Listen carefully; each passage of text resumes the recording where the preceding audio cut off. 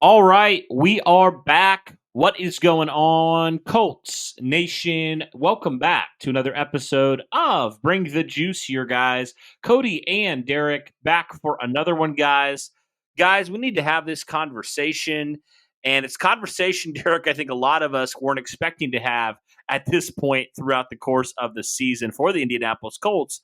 But that question is it time for the Indianapolis Colts to consider moving on from Ryan Kelly in favor of another player we're going to talk about here in just a minute. But before we do that, guys, just want to remind you this episode is presented by Prize Picks. Be sure to download the app today. Use the code JUICE to get $50 instantly after you play your first $5 lineup. All right, Derek. So let's kind of talk about this real quick. So we obviously know the Indianapolis Colts, Ryan Kelly, he's been their center for a long, long time. I mean, ever since the Colts drafted him years and years ago, all the way back in 2016, Ryan Kelly's been that guy at center, right, for the Colts. And, he's entering the final year of his contract. The Indianapolis Colts extended him a couple off seasons ago. He's making $12.5 million per year.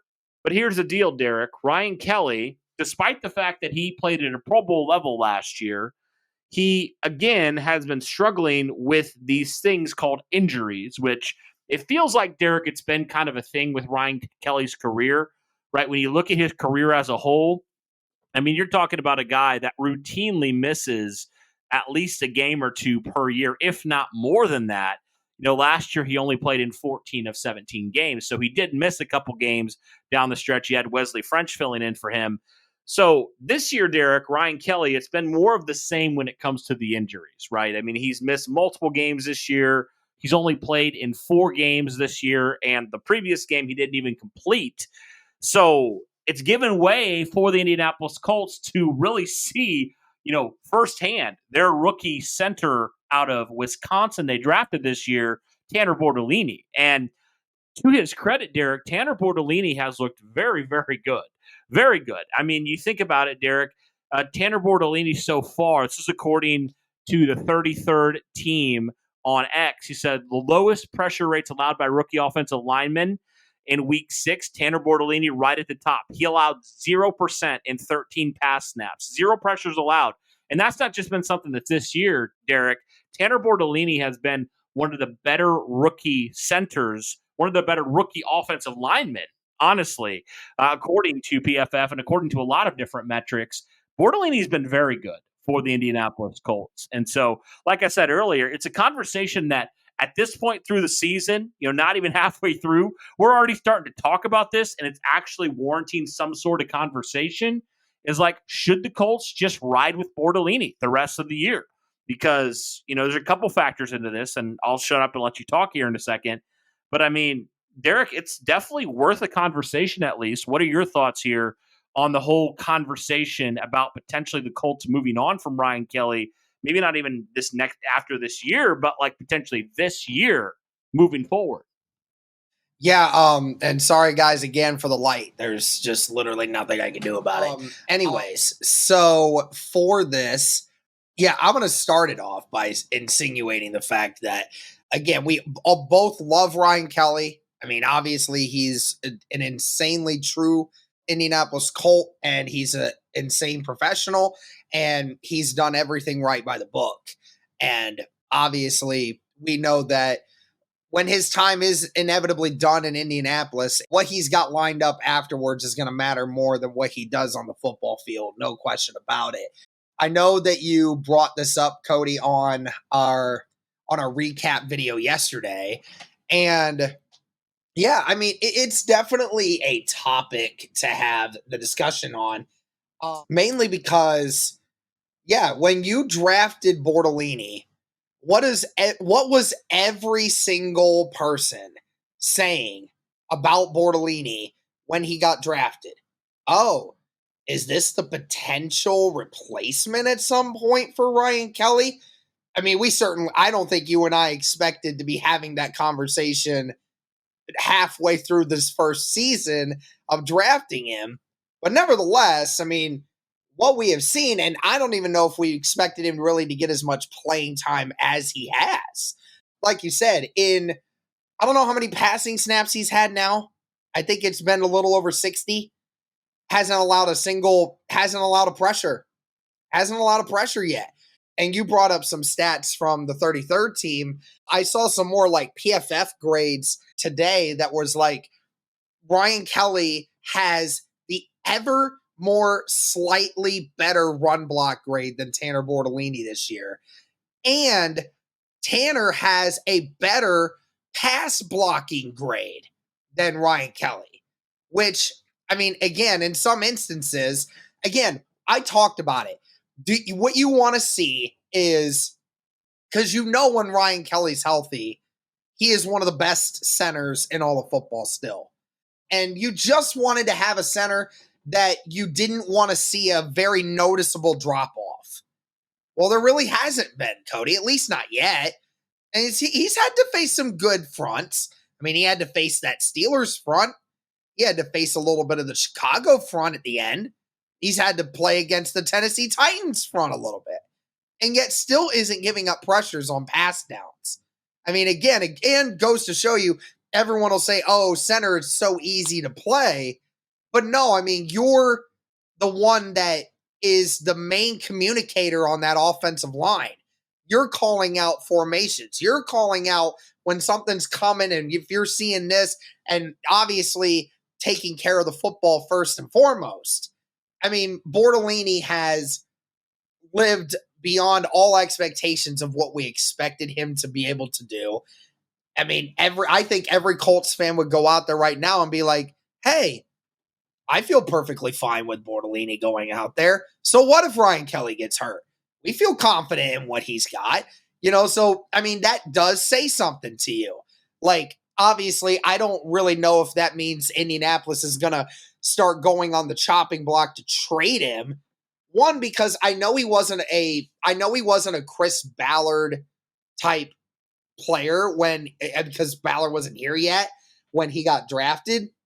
He's one of the few players that has made it through the Ryan Grigson carousel of bad draft picks, but has found a way to actually find a good one in Ryan Kelly. I think Ryan Kelly probably finishes out his career here in Indianapolis.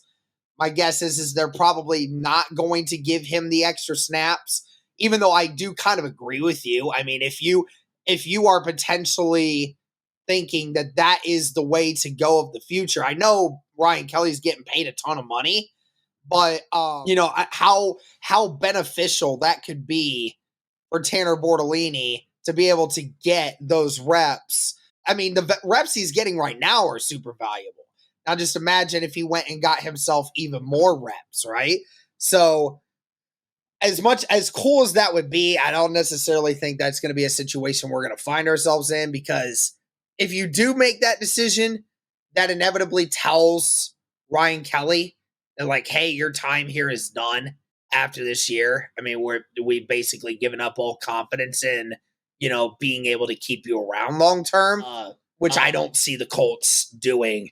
But I do absolutely agree. I mean, this is definitely a win-win situation for Indianapolis. You found a guy that in emergency situations, you feel super confident in that guy going out there and feel like your offensive line isn't missing a beat at all.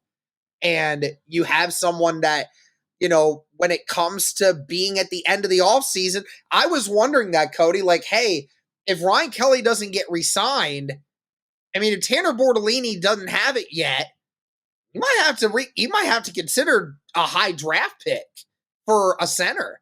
Because, the centers, I mean, it's not like they're insanely hard to come by, but, an elite center, I mean, you got to find somebody good. But again, Ballard found a good one in this spot, and I'm super happy with it. It does make you feel more comfortable going into the offseason, knowing you don't have to worry about replacing him. Well, guys, with football season finally getting back into the swing of things, first off, we rejoice, but also, guys, when it comes to Prize Picks, this is going to be a great way for you guys, especially to check out some of the stuff that Prize Picks has. You can now win up to 100 times your money on Prize Picks with as little as 4 correct picks. You heard me right. Only 4 correct picks. You can win 100 times your money, guys, on Prize Picks. Be sure to sign up today and get $50 off instantly when you play $5. You don't even need to win to receive the $50 bonus. It's guaranteed. So, for example, if you think that Michael Pittman Jr. is going to have, over 80 yards this next week, or do you think Jonathan Taylor is going to have another performance of 80 plus yards rushing, you might be sitting pretty good with where you feel like the Colts are right now.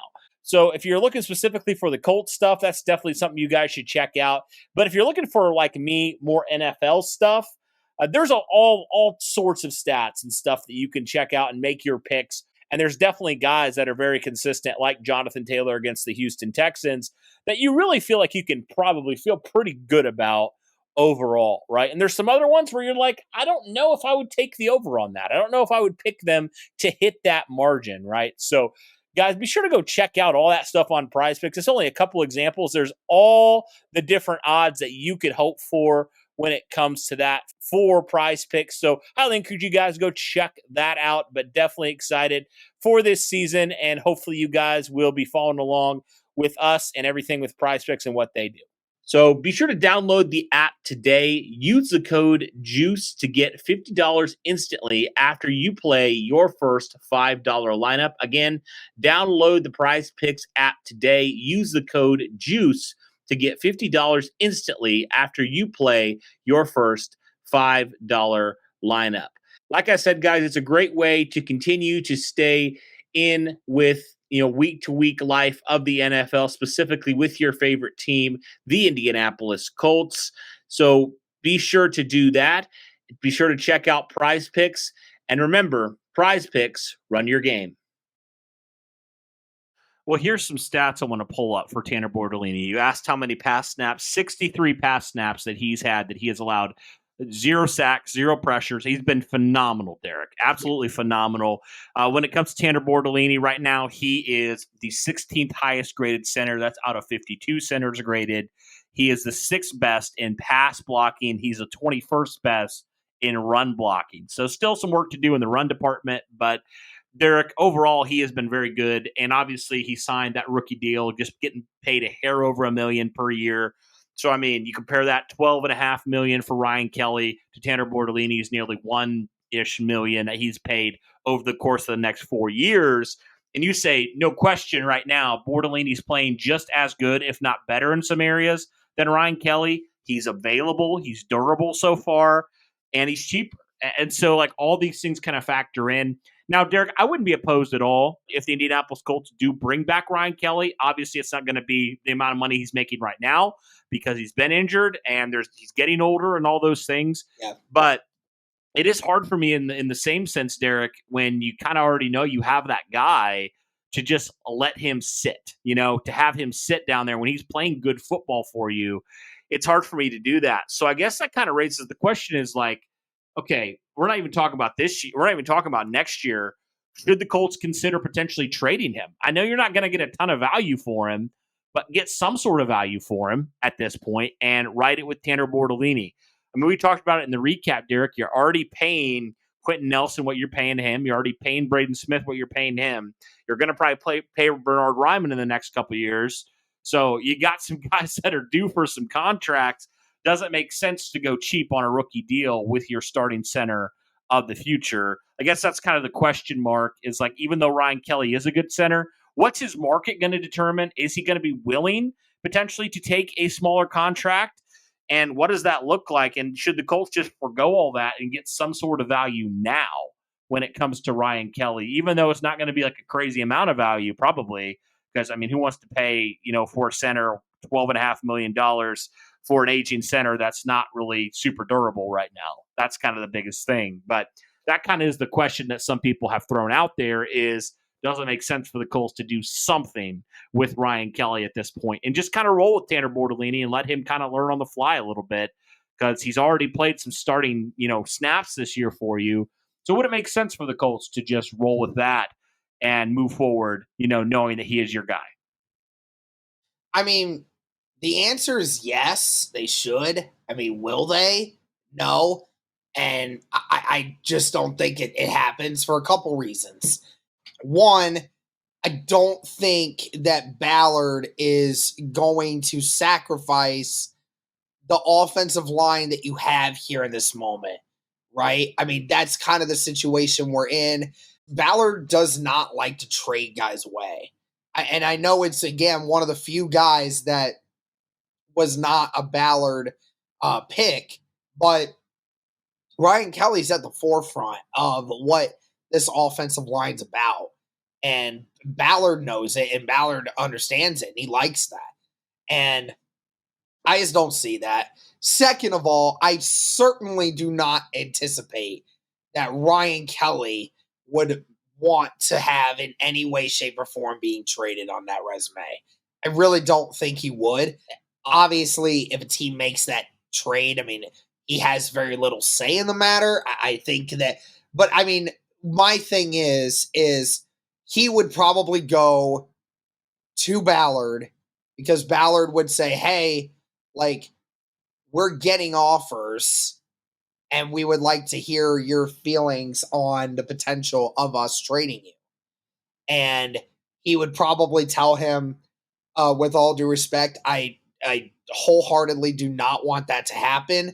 I don't know if he'd refuse the trade, but I don't think he would do that.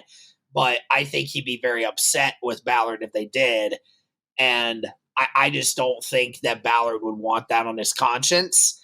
And I think he wants to finish out his career in Indy, whether that's at the end of this year or maybe that's a year or two from now. I don't know. But again, like you said, all the numbers point to that being the best decision for you.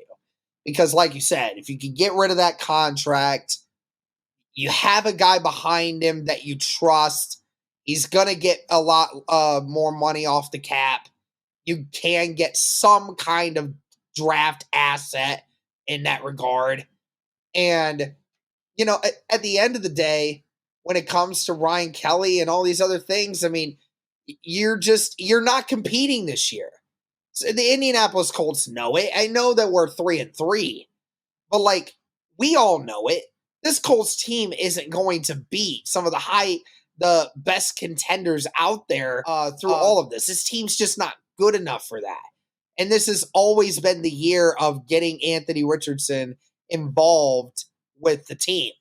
And the only other reason I would suggest that they would keep him around is, him and Anthony Richardson getting that connection.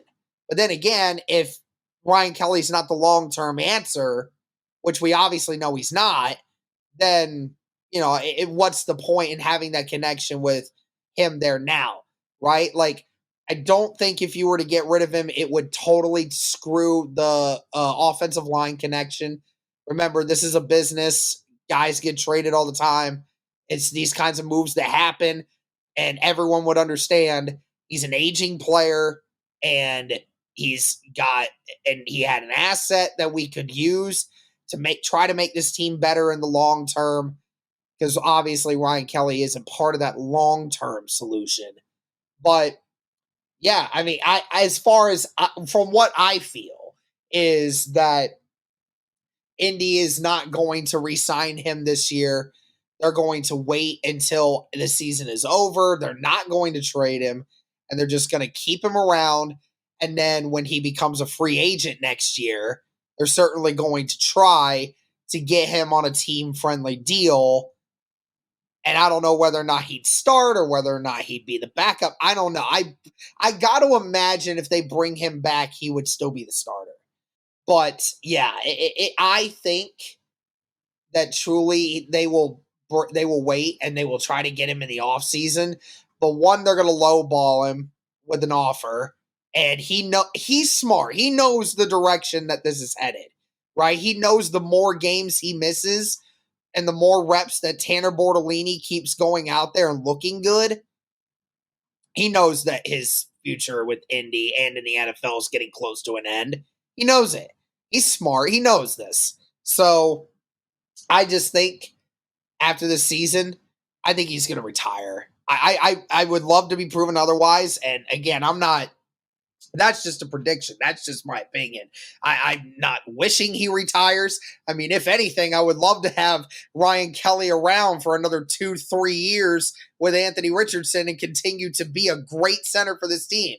I'm just thinking differently in how he's going to look with this team going forward. So, yeah, that's just my feelings on it.